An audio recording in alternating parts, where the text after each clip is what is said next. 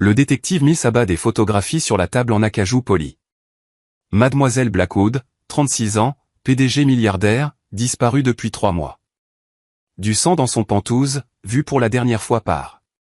Il pointe du doigt une image de sécurité granuleuse d'un homme d'entretien, lui, Nathan Wheeler, le concierge. Les lumières fluorescentes du bureau de sécurité bourdonnaient au-dessus de leur tête, projetant des ombres dures sur le visage marqué de Nathan Wheeler. À 42 ans, ses yeux portaient la dignité tranquille d'un homme habitué à être invisible, à exister dans la vision périphérique de ceux qui habitaient les tours étincelantes qu'il entretenait. Ses mains, calleuses et fermes, reposaient sur la table métallique froide, ni défensive ni effrayée, simplement en attente. L'horloge murale tic-taquait bruyamment dans le silence, marquant le temps dans une pièce où les déséquilibres de pouvoir étaient aussi tangibles que les chaises métalliques. Pourquoi étiez-vous dans le pantouse de Mademoiselle Blackwood après les heures de service? Le détective Mills se pencha en avant, son costume sur mesure contrastant vivement avec l'uniforme délavé de Nathan. Le parfum du détective se mêlait à l'odeur persistante de produits de nettoyage qui imprégnaient les vêtements de Nathan. Deux mondes qui se heurtaient dans une pièce sans air. Elle a appelé pour le chauffage. Je l'ai réparé. Elle m'a remercié, c'est tout. La voix de Nathan resta égale, même si, à l'intérieur, un malaise grandissant prenait racine. Il sentait le poids des présomptions s'installer autour de lui comme du ciment. L'homme invisible soudainement, et de manière gênante, visible. L'ironie ne lui échappait pas. Après des années à souhaiter que les riches reconnaissent son existence, il aspirait désormais à l'anonymat de l'invisibilité. Derrière le détective, Thompson, le responsable de l'immeuble, observait avec un mépris à peine voilé, les bras croisés sur sa chemise coûteuse. Nous avons des protocoles pour les interventions de maintenance. Wheeler les connaît. L'implication flottait dans l'air. Les gens comme Nathan n'avaient pas leur place dans les pantouses à moins que quelque chose n'aille mal. La montre en or de Thompson captait la lumière fluorescente. 3 mois de salaire de Nathan. Un achat impulsif pour un homme qui contrôlait l'accès au luxe. Les doigts de Nathan suivaient le bord de son carnet de maintenance. Méticuleusement tenu. Chaque entrée datée, horodatée, signée, un registre de son existence soigneuse que personne dans la pièce ne semblait vouloir examiner. Dans son portefeuille, la photo de sa fille Lily lui souriait, 12 ans, avec les yeux de sa mère et sa détermination tranquille. 3 ans que le cancer avait emporté Sarah, le laissant reconstruire une vie solide pour 2 à partir des décombres de 3. Les factures d'hôpital arrivaient encore chaque mois. Un rappel papier d'une perte qu'on ne pouvait pas réparer avec des outils. Mademoiselle Blackwood semblait inquiète pour quelque chose, offrit Nathan avec hésitation, le souvenir de son comportement inhabituel refaisant surface. Elle m'a demandé si les caméras de sécurité dans son appartement fonctionnaient correctement. Il se rappelait ses yeux quand elle avait posé la question, intense, concentrée, scrutant les coins du plafond comme si elle cherchait des regards invisibles. Le détective Mills échangea un regard avec son partenaire. Et elle fonctionnait? Oui, je les ai vérifiés moi-même le mois dernier lors de la maintenance de routine. Nathan n'ajouta pas ce qu'il pensait. qu'Eleanor Blackwood avait semblé soulagée par sa réponse, pas rassurée. Que ses doigts avaient tremblé légèrement quand elle lui avait tendu un verre d'eau, une courtoisie rarement accordée au personnel d'entretien. Eh bien, elles n'ont pas capturé ce qui lui est arrivé, n'est-ce pas? Mills rassembla ses photographies. Le visage d'Eleanor le fixait depuis le papier glacé, confiante, belle, insondable. Sur les photos, son sourire n'atteignait jamais ses yeux, un détail que Nathan avait remarqué lors de leur brève interaction. Ne quittez pas la ville, Wheeler. Nous aurons d'autres questions. Nathan sortit dans l'air du soir. La tour Blackwood s'élevait au-dessus de lui comme un monument à un monde qu'il entretenait mais auquel il n'appartiendrait jamais. 48 étages de verre et d'acier étincelant, où les pentouzes commençaient à 8 millions de dollars et où les résidents disposaient d'ascenseurs privés leur épargnant l'indignité de partager l'espace avec ceux qui nettoyaient leurs toilettes. Pourtant, dans son esprit, il ne parvenait pas à chasser l'image des yeux d'Eleanor Blackwood quand elle l'avait remercié ce jour-là, la façon dont elle l'avait réellement vu, une occurrence assez rare pour être mémorable parmi les riches qui traitaient le personnel d'entretien comme du mobilier qui bougeait parfois. La marche jusqu'à son appartement dura 40 minutes, un luxe qu'il ne pouvait pas se permettre de remplacer par un ticket de bus, pas avec la facture d'orthodontie de Lily due la semaine prochaine. Ses chaussures, usées au talon, le portèrent à travers le déclin progressif des façades et de la propreté des rues qui marquaient les frontières invisibles entre les zones économiques. Son modeste appartement de 2 chambres se trouvait au 3e étage d'un immeuble qui avait connu de meilleurs jours, où le gardien ignorait les petites fuites jusqu'à ce qu'elles deviennent des inondations majeures et où l'ascenseur fonctionnait les mardis alternés selon un calendrier tacite. À l'intérieur, l'espace rayonnait d'une lumière chaleureuse et des traces de mains qui construisaient plutôt qu'elles n'achetaient. Des étagères qu'il avait fabriquées avec du bois de récupération, une table poncée lisse les week-ends, des murs ornés des talents artistiques évolutifs de Lily. L'appartement était peut-être petit, mais contrairement aux pentouses cavernous et sans âme qu'il entretenait, cet endroit contenait de la vie dans chaque recoin. « Papa, j'ai eu un A à mon projet de science. » Lily bondit vers lui, agitant une feuille marquée d'une lettre rouge. Son enthousiasme éclipsa momentanément l'ombre de la disparition d'Eleanor Blackwood, rappelant à Nathan ce qui comptait vraiment dans son monde soigneusement construit. « C'est ma fille. » Il l'étreignit, respirant l'odeur de shampoing et de cantine scolaire, le miracle ordinaire de l'existence de sa fille. « Madame Rodriguez est encore là ? Elle est partie quand tu as envoyé le texto pour dire que tu arrivais. Il y a des spaghettis. » Lily le tira vers la cuisine où une casserole mijotait sur la cuisinière. Madame Rodriguez de l'appartement 2 a gardé Lily après l'école en échange des services de bricoleur de Nathan. Un système de troc entre voisins qui rendait la monoparentalité possible.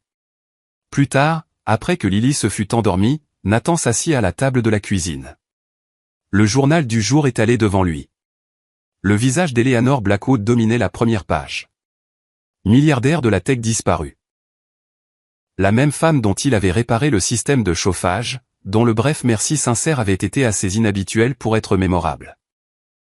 Sur la photo, elle se tenait devant le siège de Blackwood Industries, l'expression contrôlée, la posture parfaite, rien à voir avec la femme qu'il avait vue dans le Penthouse, qui avait arpenté la pièce pendant qu'il travaillait, vérifiant son téléphone toutes les minutes, jetant des regards anxieux aux caméras de sécurité, une anxiété qui semblait en contradiction avec son image publique. Le lendemain matin, Nathan retourna au travail. Le poids familier de sa ceinture à outils à la taille, l'ascenseur de service le portant à travers les strates stratifiées de la richesse. Les résidents le croisaient dans les couloirs sans le voir, leur conversation baissant en murmures quand la nouvelle de la disparition d'Eleanor Blackwood surgissait, leurs yeux glissant parfois vers lui avec une suspicion nouvelle. La dernière personne à l'avoir vu, l'homme qui avait accès à chaque pièce, à chaque serrure. Leur conscience soudaine de lui ressemblait à une accusation. Une rupture de l'ordre naturel où les riches restaient aveugles à ceux qui assuraient leur confort. Dans la salle de pause des employés, un placard glorifié avec un micro-ondes et une cafetière produisant un liquide ressemblant à du goudron, Nathan surprit les gardes de sécurité en train de discuter de la disparition d'Eleanor. L'analyse des projections de sang suggère qu'elle a été frappée par derrière, dit l'un en remuant de la crème en poudre dans son café. Mais pas de corps. Un travail de pro si tu veux mon avis. Tu crois que le concierge y est pour quelque chose, demanda un autre, jetant un regard vers Nathan qui gardait les yeux sur la grille de mots croisés de la veille. Non, un type comme lui ne saurait pas comment s'y prendre. Mais il a peut-être vu quelque chose qu'il ne dit pas.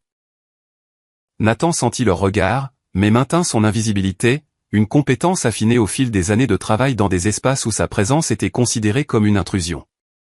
L'ironie ne lui échappait pas. Pour la première fois, les gens de l'immeuble le regardaient vraiment, mais seulement parce qu'ils le soupçonnaient d'avoir fait du mal à une femme qu'il avait à peine rencontrée. C'est dans le hall, 3 jours après son interrogatoire par la police, que Nathan rencontra Marcus Thorne. Le directeur des opérations de Blackwood Industries et ex-fiancé d'Eleanor se tenait devant l'immense peinture abstraite qui dominait le mur. Une toile de traits rouges chaotiques contenue dans des frontières géométriques rigides qu'Eleanor avait choisies personnellement lors de la rénovation de l'immeuble.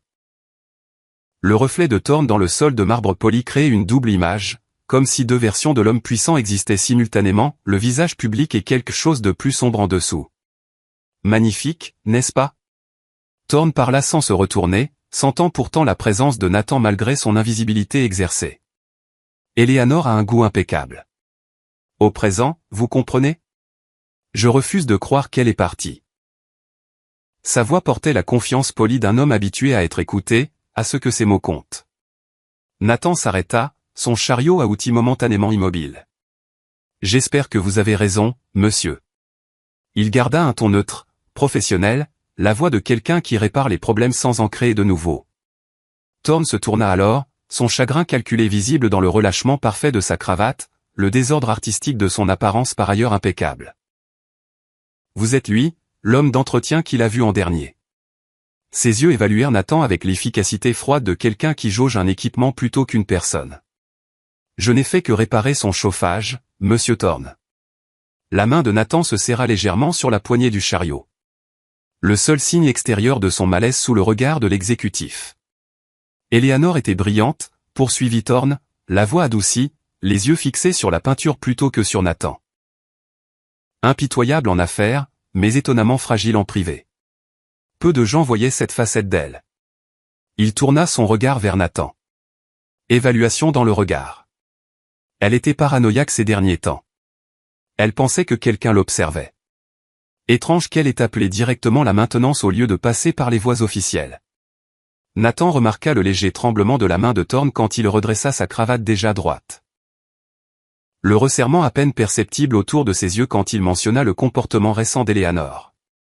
Elle prenait des décisions que je ne comprenais pas. Elle parlait de vendre ses parts majoritaires. Elle disait qu'elle voulait disparaître. Le dernier mot resta suspendu entre eux, chargé d'implication. Elle semblait inquiète quand j'étais là, offrit Nathan avec prudence, pesant chaque mot. À propos des caméras de sécurité. Quelque chose traversa le visage de Thorne, trop rapide pour être identifié, mais incontestablement intense. La police traite ça comme une affaire d'homicide potentiel. Vous savez, le sang dans son pantouse? Pas bon signe. Il s'approcha. Son parfum était assez cher pour annoncer son prix sans nommer la marque. Vous semblez observateur pour un homme d'entretien. Avez-vous remarqué autre chose d'inhabituel? Des visiteurs, des appels? Nathan pensa à la voix tendue mais contrôlée d'Eleanor, demandant des angles morts des caméras, des dispositifs d'enregistrement, la façon dont ses yeux avaient scruté son téléphone quand il vibrait. La façon dont elle s'était positionnée loin des fenêtres. Non, monsieur, rien d'autre. Alors que Thorne s'éloignait, Nathan se surprit à regarder la peinture différemment, voyant au-delà de sa valeur esthétique son symbolisme. Chaos contrôlé, beauté dans la contrainte, peut-être miroir d'Eleanor elle-même. Il se demanda si elle s'était sentie piégée dans les frontières géométriques de sa richesse et de sa position, les traits rouges représentant sa vraie nature luttant pour s'exprimer. Une semaine plus tard, Nathan fut chargé de nettoyer le pantouse d'Eleanor avant l'arrivée potentielle de nouveaux locataires pour les visites. La police avait libéré la scène, apparemment satisfaite des preuves collectées. Le soleil de l'après-midi entrait à flot par les fenêtres du plafond, illuminant un espace qui ressemblait plus à un musée qu'à un foyer.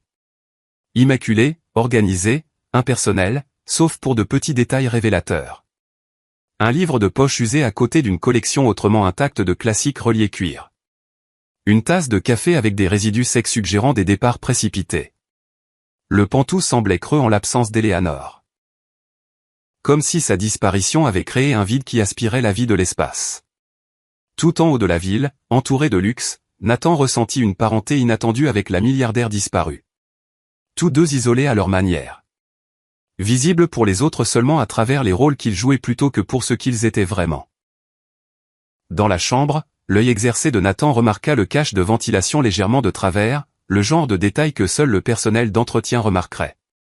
Quand il le retira pour le nettoyer, il découvrit un enregistreur vocal caché à l'intérieur, petit et coûteux, du type qui s'activait au son. Ses doigts hésitèrent dessus. La frontière entre l'éthique professionnelle et la curiosité grandissante vacilla. Le code de l'homme d'entretien était simple, réparer ce qui est cassé. Respecter la vie privée. Rester invisible. Pourtant, la disparition d'Eleanor Blackwood avait déjà brisé ses frontières, le tirant dans une visibilité qu'il ne voulait ni ne cherchait. Enfin, il appuya sur lecture. La voix d'Eleanor Blackwood émergea du petit haut-parleur, différente de son ton autoritaire public. Plus douce, plus prudente, la voix de quelqu'un qui savait qu'on l'observait. Le système est conçu pour les protéger, pas pour moi. S'il m'arrive quelque chose, cherchez la signature.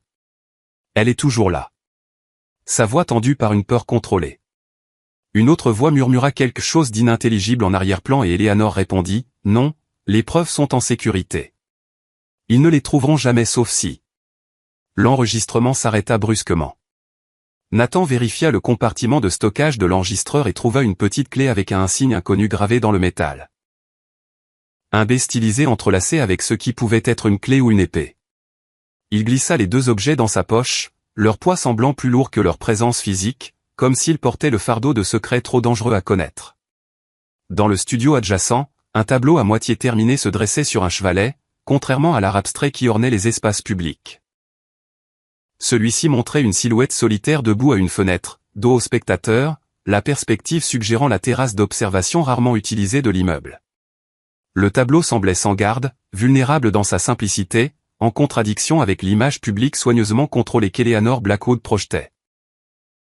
La posture de la silhouette parlait de solitude, de regarder un monde dont on se sentait séparé, un sentiment que Nathan comprenait trop bien, bien que depuis le côté opposé de la vitre Nathan se surprit à emporter l'enregistreur chez lui, le réécoutant parfois pendant les moments calmes après que Lily fut couchée. Les mots eux-mêmes révélaient peu, mais le ton, la peur tenue, la détermination peignaient un portrait différent de la milliardaire confiante des couvertures de magazines. Chaque réécoute ressemblait à un acte de témoignage, reconnaissant l'humanité d'une femme réduite à des gros titres et des spéculations. Les soirées devinrent consacrées à la recherche. L'écran de son ordinateur portable brillait tandis qu'il faisait défiler les articles sur Eleanor Blackwood, la milliardaire la plus convoitée d'Amérique, une négociatrice impitoyable qui ne perdait jamais. Il remarqua les changements subtils dans les photos récentes. Les sourires forcés qui n'atteignaient pas les yeux, les regards vigilants par-dessus l'épaule, la tension dans les épaules malgré une posture impeccable.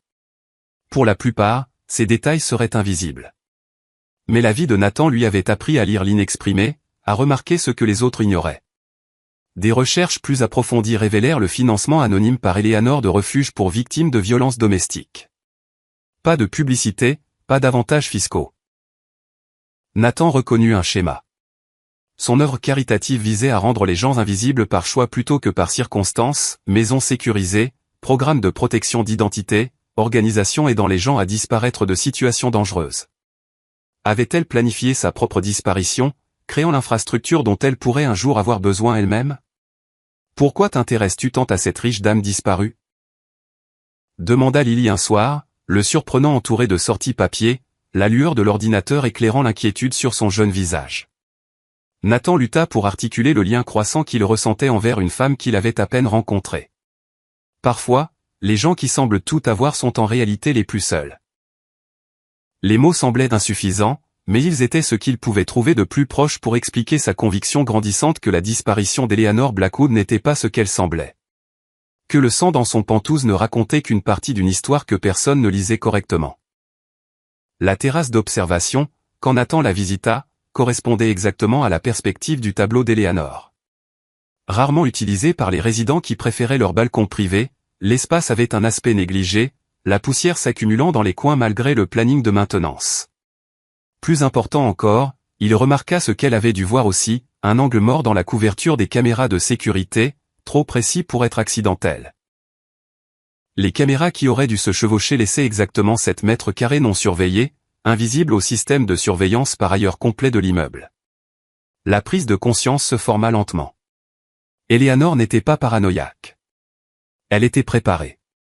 La femme qui avait demandé des nouvelles de ces caméras de sécurité avait déjà cartographié leurs limites, identifié les espaces où elles pouvaient bouger sans être vues.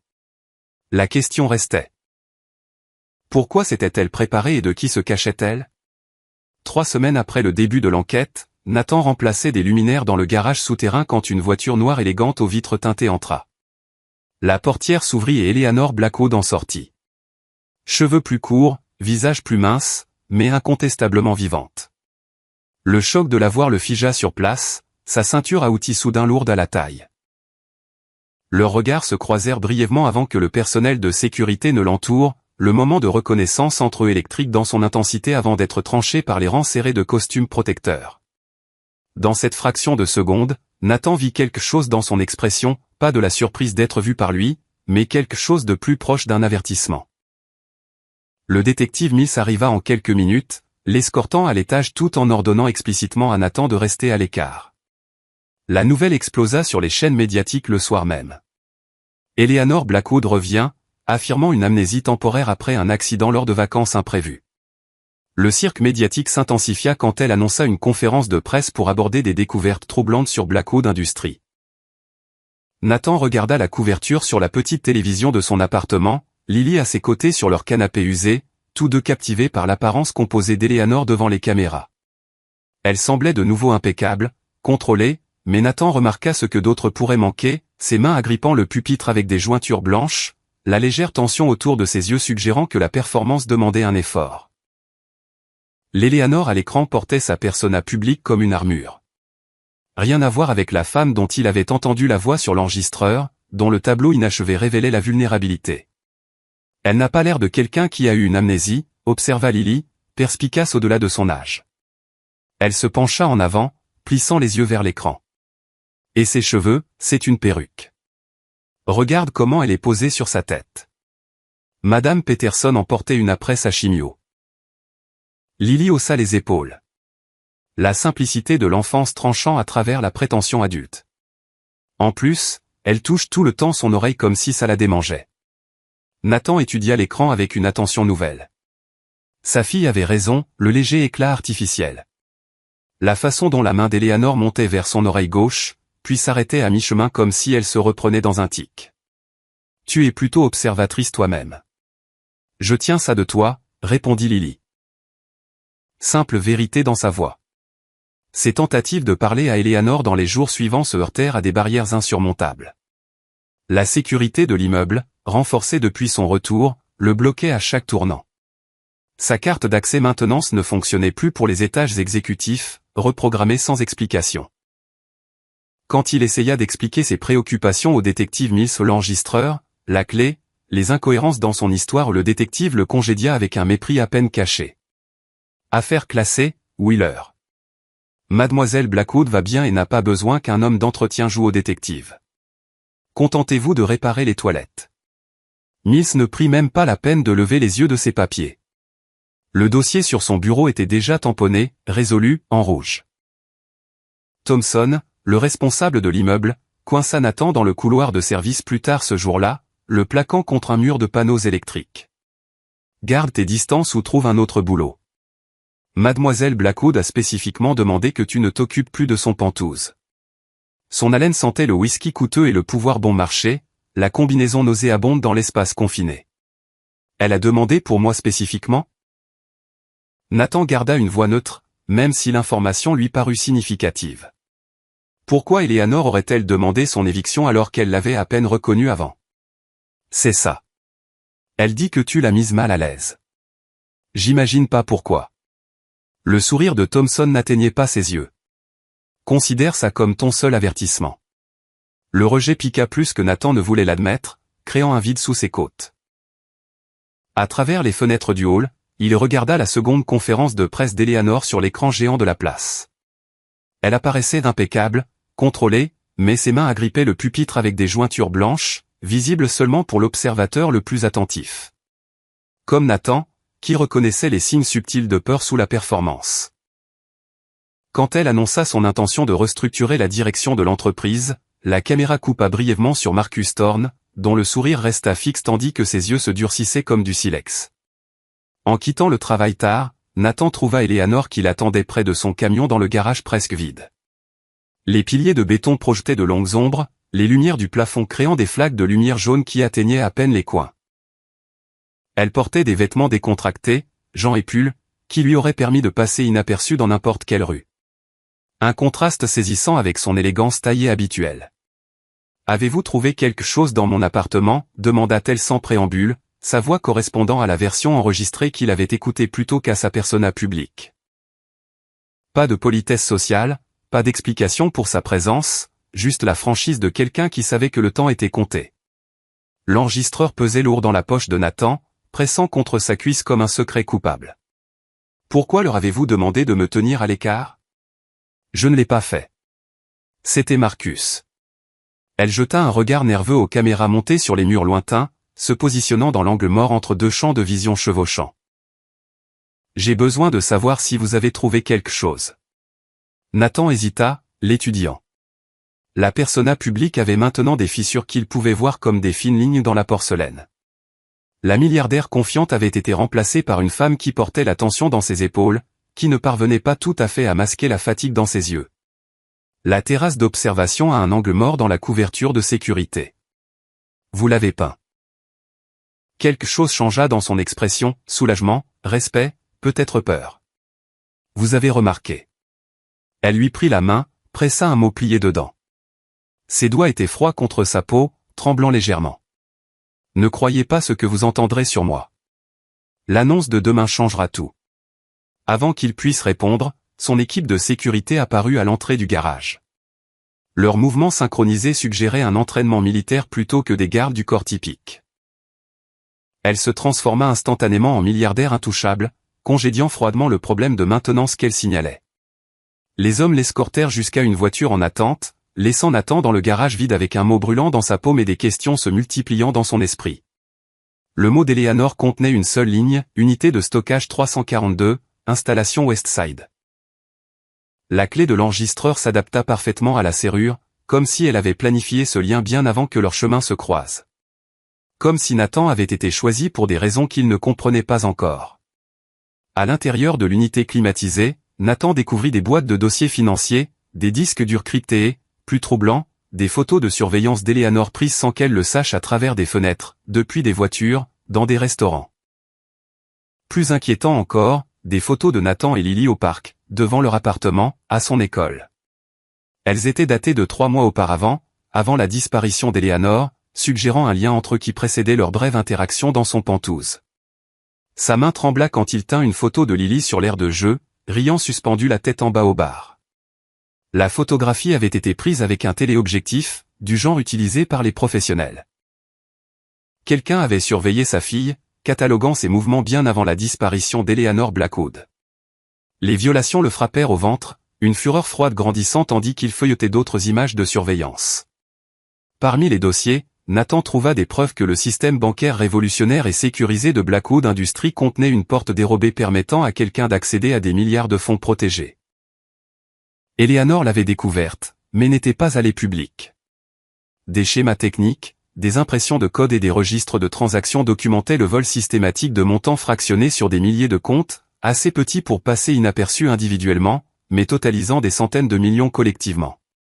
Un échiquier avec une partie inachevée se trouvait dans un coin de l'unité de stockage, sans poussière contrairement aux boîtes environnantes. La Reine Blanche était entourée, apparemment piégée. Mais Nathan, qui avait joué aux échecs avec sa femme pendant ses longs séjours à l'hôpital, reconnut la position. Ce n'était pas un échec et mat.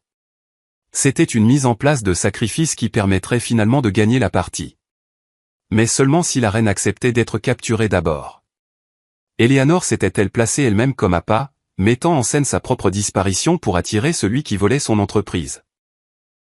La conférence de presse d'Eleanor le lendemain matin annonça son plan de vendre sa participation majoritaire dans Blackwood Industries à un consortium d'actionnaires.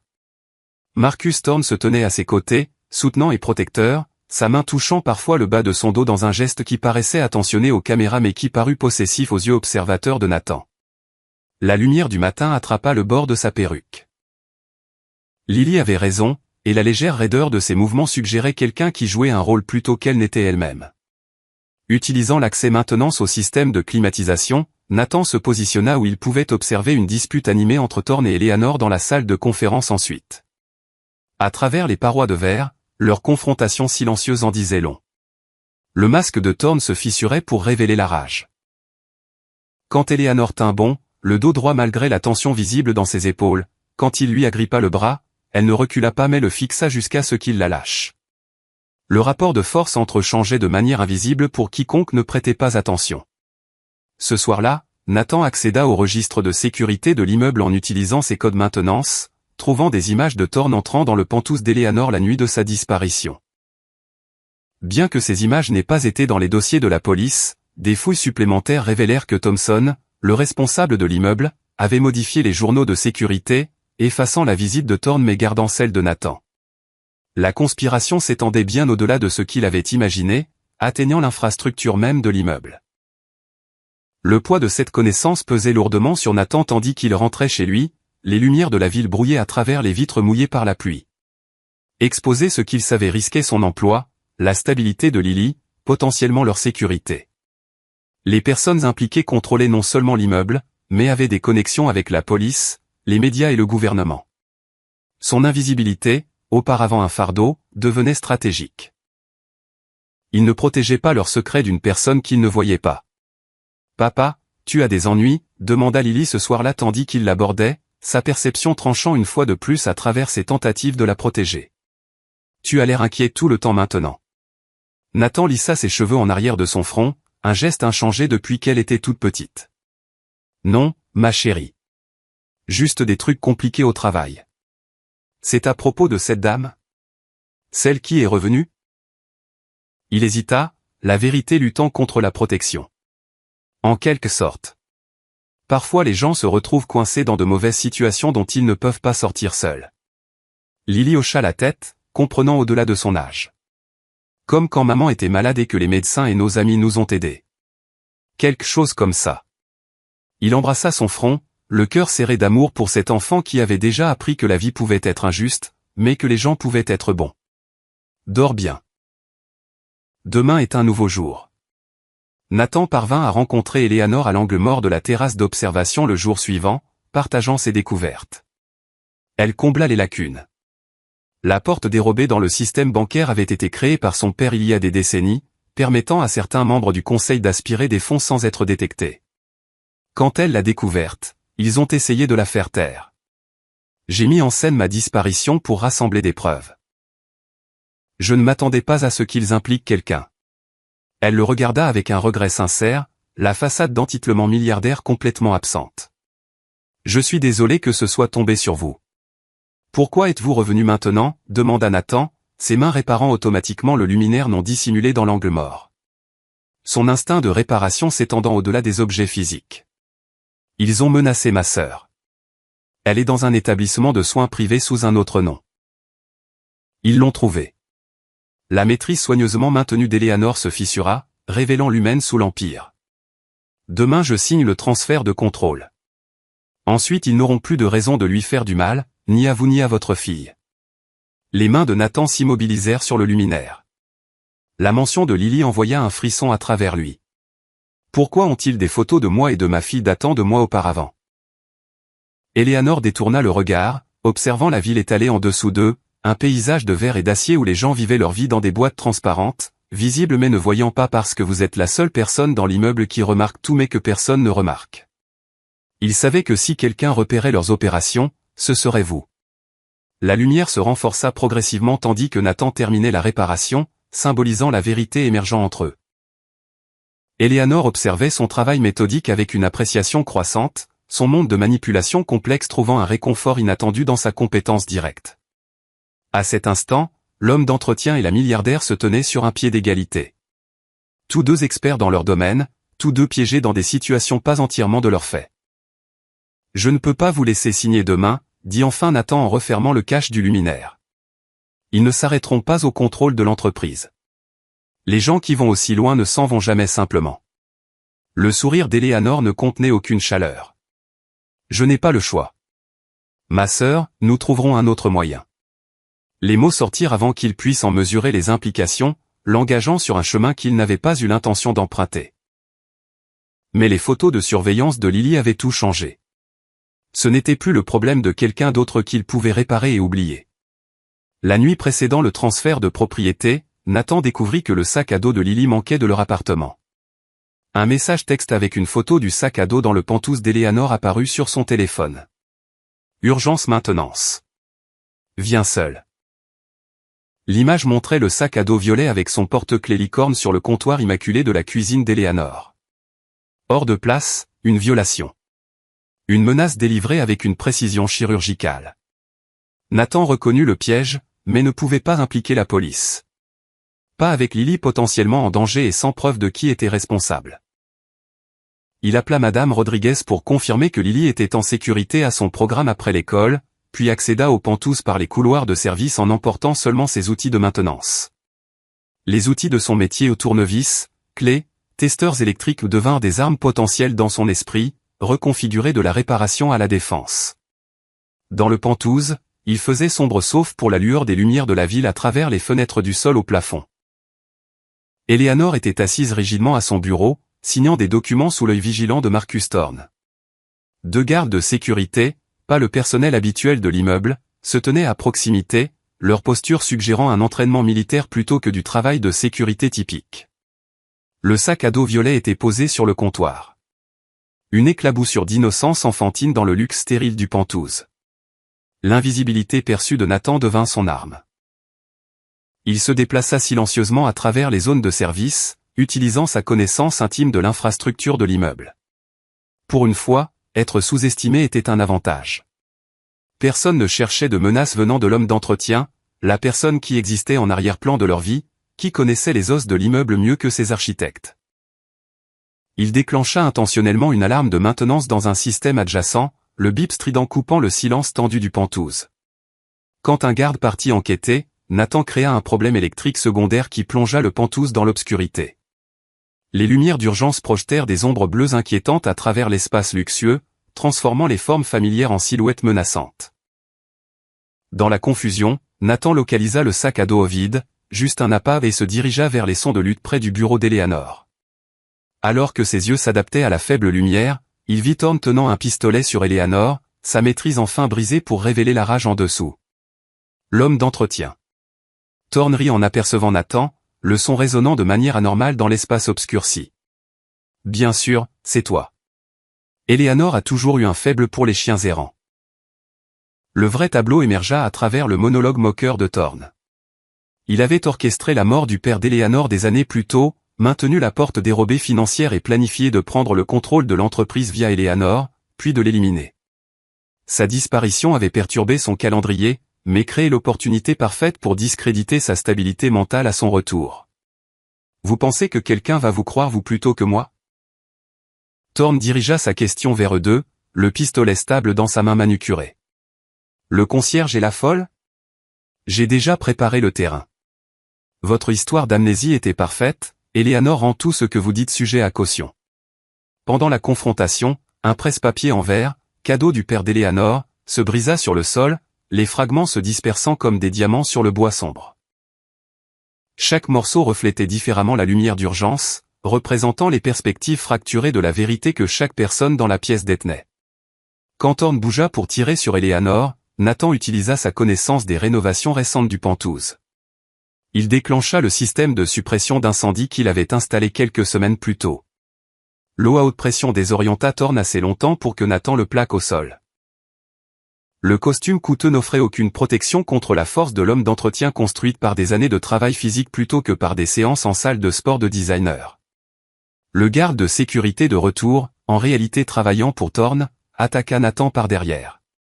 Malgré le désavantage physique, Nathan utilisa son environnement. Outils, connaissance des sections de sol instables qu'il avait signalées pour réparation, conduits électriques exposés qu'il avait précédemment réparés pour neutraliser la menace. Ces mouvements ne contenaient aucune transformation héroïque, juste la même résolution méthodique de problèmes qu'il appliquait aux questions de maintenance, la même évaluation soigneuse des faiblesses structurelles. Eleanor parvint à enregistrer la confession de Thorne sur son téléphone avant l'arrivée de la police, son doigt planant sur l'alerte d'urgence qu'elle avait installée, connectée directement au détective Mills, contournant le standard. Dans les suites, l'eau des sprinklers trempa le Penthouse, lavant la prétention de civilité, révélant la vérité en dessous. Le pouvoir corrompt, la richesse isole, mais ni l'un ni l'autre ne garantit la sécurité contre l'exposition. Dans l'après-coup, Thorne et ses complices firent face à des accusations de tentative de meurtre, fraude financière et l'attaque antérieure qui avait forcé la disparition d'Eleanor. Les preuves de son unité de stockage fournirent la base pour les poursuites. Les photos de surveillance particulièrement accablantes quand présentées au tribunal. Thompson, le responsable de l'immeuble, témoigna en échange de charges réduites, révélant l'étendue de la conspiration. Eleanor conserva le contrôle de Blackwood Industries, annonçant une refonte complète de la sécurité et la fermeture du système de portes dérobées. Sa sœur fut transférée dans un nouvel établissement avec une protection renforcée. Son existence n'était plus une vulnérabilité à exploiter. La perruque fut retirée, révélant des cheveux teints et coupés pour changer son apparence pendant son exil auto-imposé. Une solution pratique plutôt que l'amnésie induite par le traumatisme revendiqué dans les communiqués de presse. Le détective Mills s'excusa auprès de Nathan pour la suspicion initiale, offrant une reconnaissance à double tranchant. Je n'aurais jamais imaginé qu'un homme d'entretien ait ce genre de conscience situationnelle. Le condescendance restait, même dans la reconnaissance, les barrières sociales invisibles se réaffirmant malgré ce qui s'était passé. La couverture médiatique se concentra entièrement sur le retour triomphal d'Eleanor et la chute dramatique de Thorne. Nathan apparut dans exactement une photographie, à peine visible à l'arrière-plan tandis qu'Eleanor s'adressait aux journalistes, son visage à moitié tourné, retournant déjà à l'invisibilité. Les journaux l'appelaient brillante et courageuse, tandis que le rôle de Nathan était réduit à un membre du personnel vigilant, quand il était mentionné. Nathan trouva la résolution insatisfaisante. La justice avait eu lieu, mais les dynamiques fondamentales restaient inchangées. L'invisible restait invisible. Les puissants restaient au centre. Son importance bref s'effaça tandis que l'ordre naturel se réaffirmait. L'homme d'entretien retournant à réparer ce que les autres cassaient, à exister dans les marges du monde qu'il aidait à maintenir. 2 semaines après l'arrestation, Eleanor rendit visite à l'appartement modeste de Nathan, rencontrant Lily et voyant la vie qu'il avait construite, les meubles fabriqués à la main, l'échiquier où il enseignait à sa fille la pensée stratégique, les murs couverts de ses œuvres d'art. Elle sembla presque désorientée par la chaleur de l'espace si différente de ses environnements soignés et immaculés. Vous auriez pu mourir en m'aidant, reconnut Eleanor, regardant Nathan réparer la lampe de bureau bancale de Lily, ses mains toujours en mouvement. Pourquoi risquer tout pour quelqu'un que vous connaissez à peine? Nathan considéra la question, ses doigts serrant automatiquement la vis desserrée. J'ai reconnu quelque chose en vous ce soir-là. Vous avez disparu. Vous m'avez vu. Vraiment vu quand vous m'avez remercié pour la réparation. Ça n'arrive presque jamais. Eleanor absorba la vérité simple de son foyer. Chaud malgré sa simplicité, sûr malgré l'absence de systèmes avancés. Ses yeux s'attardèrent sur son étagère, notant la collection de livres sur le design architectural, rêve reporté quand la maladie et la mort de sa femme avaient exigé la stabilité plutôt que l'ambition. J'ai besoin de quelqu'un en qui je peux avoir confiance chez Blackwood Industries, dit-elle enfin. Responsable de la sécurité, triple de votre salaire actuel, avantage complet pour Lily. Le refus de Nathan vint sans hésitation. Je répare les choses qui sont cassées. Votre sécurité n'a pas besoin d'être réparée. Elle a besoin d'être reconstruite. Ce n'est pas moi. Eleanor comprit le sens plus profond. Les barrières entre leur monde restaient insurmontables malgré leur expérience partagée. Son invisibilité avait été temporaire, circonstancielle, un outil qui avait servi son but mais ne pouvait pas combler le gouffre entre leurs réalités. 2 semaines plus tard, Nathan soumit sa démission. L'incident du Pentouse avait créé une attention inconfortable de la part des autres résidents, certains suspicieux, d'autres trop amicaux, mais tous le voyant soudainement de manière qui rendait son existence calme impossible. L'immeuble qui avait été son lieu de travail pendant 7 ans ne lui allait plus, comme une chaussure déformée. Eleanor reçut son carnet de maintenance, méticuleusement complété jusqu'au dernier jour, avec une note, tout est en ordre de marche. Elle reconnut cela comme à la fois une vérité littérale et un au revoir doux. Dans les derniers jours du mois, Nathan et Lily emballèrent leurs modestes affaires dans leur camion. Un colis arriva alors qu'ils portaient les dernières boîtes. Des formulaires de candidature pour une école d'architecture et une lettre confirmant une bourse complète pour Nathan Wheeler basée sur son raisonnement spatial exceptionnel et ses capacités de résolution de problèmes structurels. Aucun expéditeur identifié, mais la main invisible d'Eleanor apparente dans l'opportunité offerte. À travers la fenêtre, Nathan aperçut une voiture noire tournant le coin. Là est parti en un instant. Comme la richesse passant à travers les vies de la classe ouvrière, son impact persistant longtemps après son départ. Alors qu'ils s'éloignaient de la ville, Lily demanda où ils allaient, et Nathan répondit, quelque part où nous pouvons construire quelque chose de nouveau. L'homme d'entretien tournant enfin ses compétences vers la création plutôt que la réparation. Comprenant que certaines formes de visibilité ont un prix trop élevé, tandis que d'autres ouvrent des portes vers des mondes auparavant inimaginables. Ça fait combien de c'est bon, Il pas a dit ça, c'est ceux qui méritent le VIP. En mode Shanks, il mérite pas le VIP. Ah non, si Shanks, il l'a. Je sens En que mode les autres, ils méritent pas. parlez pas mal de mon Oh, notre fracture, putain, je l'ai victime jamais joué. préféré. Vas-y, et je chamber, hein. Ah, super. Ok. Parce qu'il a 15 VIP enculé. Ok. Et du coup, mais ceux qui méritent pas, mets-moi les noms de ceux qui. En Comme fait, ça, mais je pense. C'est parce que c'est comme Nadia, moi. bonjour. Je mets. Ouais. Viens me dire Je veux bonjour. faire double entrée ou double ini? Tu l'as C'est déjà comme joué au tu moins une veux. fois la map. C'est Me dis quoi pas ce que- bonjour? Il y Non, a, non, y a je- quelqu'un je- qui veut je vous l'ai dire pas joué bonjour, depuis. les gars? C'est C'est qui? qui? Bah, vas-y. Ah, c'est qui? C'est qui? Ah, c'est qui? Bonjour. C'est qui? Bonsoir. Ah, Ouais. t'es qui? Otto, c'est toi. Ah, c'est toi, Qui? tu m'as pété à ma Matt plaquette. C'est Ouais, toi. bonjour. C'est Ouais, C'est bonjour. toi. Matt? Vous allez C'est Matt, bien? Matt? C'est Matt? Ça va et toi? Oh là Ça là. va et toi? Attends, Matt, tu nous entends ou pas? Non, Prends en il- Ça entrée va du si but je comme te ça, en prends? entrée les deux. Ouais, Ah, mais Non, je- quoi que si tu. Non, non, vas-y, prends-y si tu veux. Prends-y. Ouais. T'inquiète, je m'en fous, ouais, c'est ce que tu préfères vraiment. Eh, tu lock-in ou pas? Non, Ah, mais vas-y, attends. go courir. Oh, oh putain, la vie de Rome. Yubi. T'as les prendre J'avais jet mis à la fin? Jet. Oui. Quand Ah, mais moi, t'as eu j'étais- Bridge, je me suis dit je vais prendre Jet parce que si tu updraft, je peux faire le updraft dash à côté. Je sais plus comment ça C'est. s'appelle. Tu Scène. me dis, ouais. Il a mis Oh, la Guillemot vie. à CDT. Je rigole pour son base de con. Il fait le ramadan. Il y a vraiment le démon qu'on Non. met. Bref. Il fait le ramadan, il fait ça, c'est- Quoi? Je Der, l'ai bien renseigné quand même. on pique où? En vrai, on peut push la. Comment ça, on pique où? Je peux avoir un dueliste dueliste avec moi sur mon site, s'il vous plaît? Quoi? Non, on va te faire enculer, toi. Ouais, je mets Genre, coup toi, tu d'épaule mets et je stun contact. si tu veux. Je Mets-toi sais. contact porte. Vas-y. Et Moi, je peux pas, si moi. jamais Alors, ça tu fait mets du ton bruit, stun et moi, je je nade. stun et on pique ensemble. Je mettrai Ah, mon vas-y, je stun là. nade alors sur ton Par truc. contre, tu me fais Vas-y, tourner. vas-y. Tu me Allez, fais le tourner? kill à la- Wesh, dingue ce que t'as dit. Il a capté direct. Ah ouais, donc moi je suis vraiment la salope en fait. Peu importe le personnage que Ta je gueule, personne la, peut jouer avec la moi. game d'avant, J'ai j'étais fait solo quoi sur Non, mon non, BP. non, non, Ferme non, ta non, gueule. non, y a pas de ça. Ah, Si, ça si, si. Steam? Ouais. Pourquoi? Oh putain. Oh putain. Oh, pardon, j'ai Bon. mis une smoke diff. Dish, Dish, les gars. Reste un dish. C'est passé, c'est Ouais, j'ai passé. personne. Allez, Ah, là, Ils sont bah, tous il a la dish, TP tous back. dish. Son, Ouais, son, c'est son, dish. son, son, TP son, back. son, s'il vous plaît. Regardez le spike, hein, au main. Non, mais c'est passé, c'est passé. C'est passé en B, hein. On a le spike sur la main? Ah oui. J'ai spike. Il a encore 10. Un HP la raise, un HP la raise. Faut pas Un mourir dish. avec un qui Comment arrive. Deux. Allez, 3, hein. Nice, Encore meurt, deux. meurt. Nice. 55, La 55. Close. Oh là là, magnifique mon frérot. Magnifique.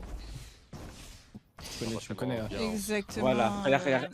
Ouais. Yubi. Allez, Ça je les laisse compare un entre eux. cypher solo BP à un chumber. Merci. Allez, merci. Voilà. Tu manges quoi? Pourquoi m'en tu fais fais vraiment une. Je viens de me faire Après- bait par la duo Q là. Je me barre. Après, Kraka qui Couple t'a dit avec de eux. prendre Chamber aussi. Mais frérot, on est censé s'adapter à la T'es pas compo, censé non? détester le perso, toi? T'inquiète. Ouais. C'est quelle heure là? Oh, il est Ouais.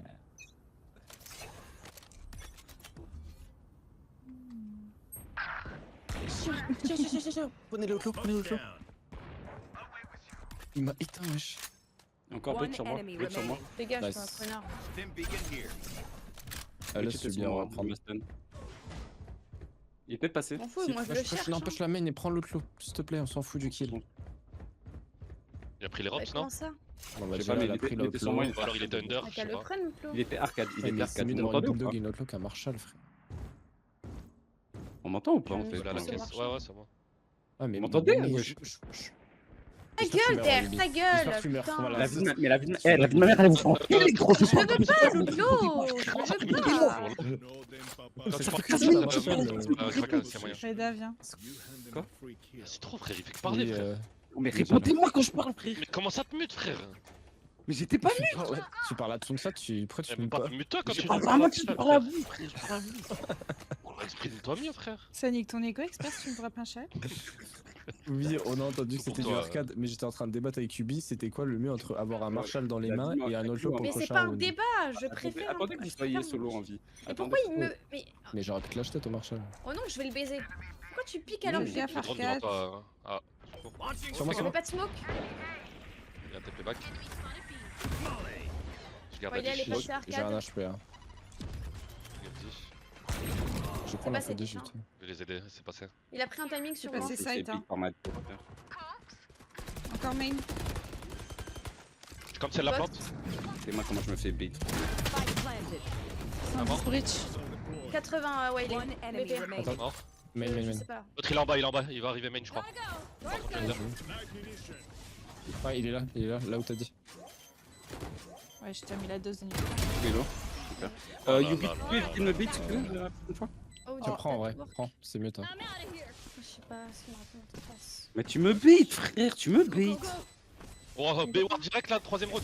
Mais je suis tout seul en frère. Waouh. Mais tu me vois, je vais pique, tu t'incrustes, tu me vends mon truc, je peux pas oui. prendre mon Bah truc. oui. Waouh. Mais regarde, c'est jamais Il y a ça. un type derrière moi, C'est mon site Oh, depuis tout à l'heure, c'est mon site. Pitié, je vais pas sur le même site, c'est tout. Moi, je c'est veux vraiment- juste je pas sais- changer. Chacun, j'arrive. C'est la première fois que Jay, j'en je peux Chacun, voir j'arrive. ton skin de Jouer séparé, jouer séparé. Attends. Chacun, j'arrive. Opérateur, je joue opérateur, frère. Oh vas-y, non, Kraka, ça y est. Kraka, Non, tu- c'est Kraka, une tu me folie, connais à c'est fou une ou pas folie. Il est chiant sur tous les rôles, ce type, frère. Mais frère, mais c'est elle. Gros, la Je suis d'accord. vérité, la vie de ma Je suis mère, d'accord. je joue ici depuis tout à l'heure, elle vient avec moi, elle dit que c'est moi le problème. La mère, c'est tellement le. C'est trop une folie. La sac du content là. Sur moi. Non, Mais c'est pas possible, j'en ai En plus, marre. elle- Ouais, c'est bon, je suis tout team Krakao là. Expert, il y je avait- m'explique il y avait un mec pourquoi sur tu toi vas ou me pas, coller. Kraka J'en ai marre de Sur ton moi, call sur en moi. fait. Bah, si il- t'as il- attaqué, ça a je l'air t'ai pas clair, entendu ça a que je te l'ai dit. J'ai pas entendu, tu me l'avais dit. Ah, c'est toujours à leur cœur, Kraka. Bon. Il est reparti sur vous, il est reparti Spike sur vous. down A. Mais les deux sur moi. One enemy remaining. Info, il est passé. Mon frérot, je suis à l'autre lot. Super, mon frérot. Super. Il y a Pardon, énorme, expert, hein. je t'ai pas entendu. Krakao, on joue ensemble? C'est Oh, bon, Ouais, mon j'étais frérot. Ah, si, viens, mon frérot. Viens, mon frère. Et moi, quand je lui dis ça, il m'a pas dit viens mon frérot. Hein. Ça, j'ai rien. Der, tu peux bail ou pas? Jay, tu Ouais. peux demander? Demande au P. Voilà, là, c'est deux sites équilibrés. Petit enculé, Kraka. Demande, Jay, Petit je te enculé. bail. C'est quoi, je vais drone direct là. Vas-y, vas-y. Vas-y. If I speak above the five. Y'a rien, je vois rien. Bah, je suis morte, hein. I beg, hein. Bah oui. Oh là là. Ils ont Oh, deux OP, l'enculé. s'ils prennent le mien. Kraka, c'est à manger, hein, voilà. Ma mère, il était à droite. Là. Y'a un mec dish ou pas? Je sais pas. Spike Il y en a dans le main planted. en tout cas. Vas-y, je vais slow dans le bon. Hein. Je suis molly, moi, je peux pas sortir.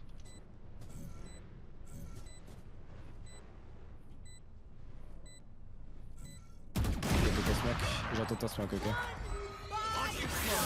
Je suis slow. Elle est Pas ult, t'aider. Jay. Je peux stun le BP, moi. BP, ouais, il est.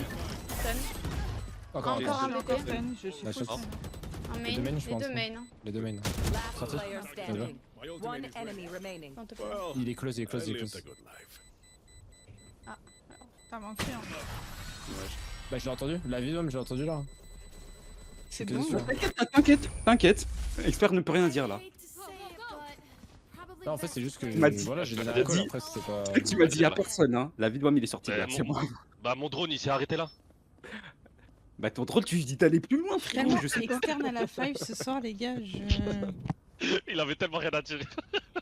Bah, la 5 de ce soir, elle est de bonne humeur, je trouve. Hein. Ça fait plaisir. Ah, hein. bah en fait, elle est de bonne humeur quand je sors de ma gueule, j'ai capté, y a pas de soucis. Mais quel rapport hein. Aucun rapport. Y a pas de rapport là, hein, vraiment. Ouais, En fait, faut juste que les astres s'alignent. Et les astres, c'est qui? C'est Ouais, ça Yubi, va, ça va, Kraka. Ouais. Ils sont pas alignés, Pas les ils ont astres. jamais été alignés, frérot. Son. Je stun. Ah, je suis tellement supérieur à lui niveau J'avais intellectuel. le chamber sur moi. Chamber, il était sur moi. On Ah, attrape. c'est Ah, passé. sur B, hein. Sur info, Passez derrière toi, Kraka, fais gaffe. Ça plante. Ah, tiens. Je plante. Ok. Ah, Il y en a il qui est Je peux cancel. le chill BP, Je moi, crois. s'il faut. Je peux le chill BP s'il faut. Vas-y, ult. Merde, Attends, non, je vais nade. One enemy remaining. L'autre, il est en retard, il va être main. Il